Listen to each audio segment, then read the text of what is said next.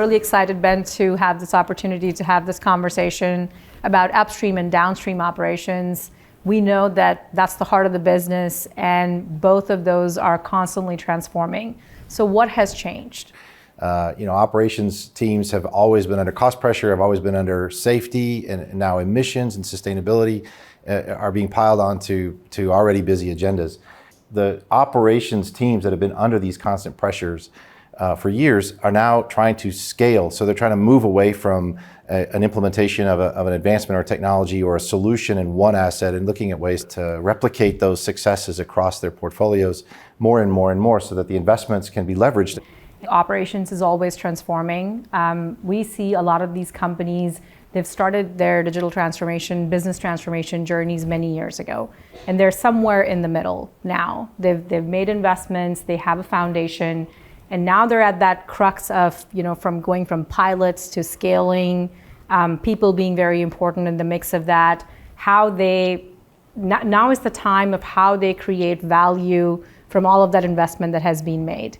And for subsurface, for operations in the upstream, or when we think about operations efficiency or asset optimization in the downstream, we're seeing those use cases emerge where they can truly harness the power of data. They can really use the emerging technology to drive critical business decisions for the digital natives, make that data available in their hands so that they're actively receiving the information that they need to make better business decisions. We also see the emerging technology is not really emerging anymore. It's kind of industrialized.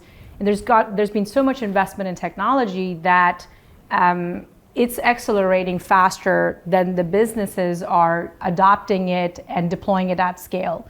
And Gen AI is a perfect example of that, where when it comes to training for operations or AR/VR, we're seeing that there is a lot of opportunity to leverage that technology, but companies are not ready to kind of jump in beyond the pilots and deploy them at scale. How are we working with clients to really accelerate their progress that they're making? When we talk to clients, everybody has a roadmap.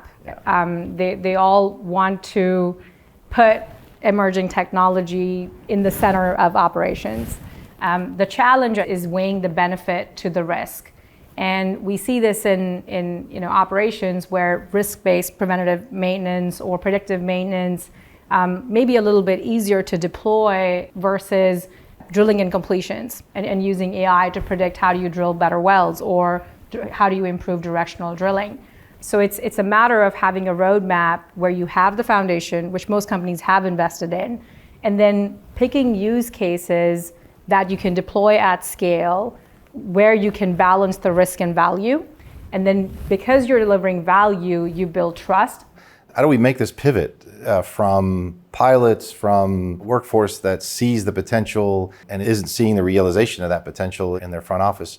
We need our field champions, we need our operations teams to be at the center of this emerging technology and really, work with them from day one. It's so true. It's easy to do something to the field teams instead of with the field teams. And yes. I have a few lessons learned around that I try to bring to clients as well to try to bring them in the journey.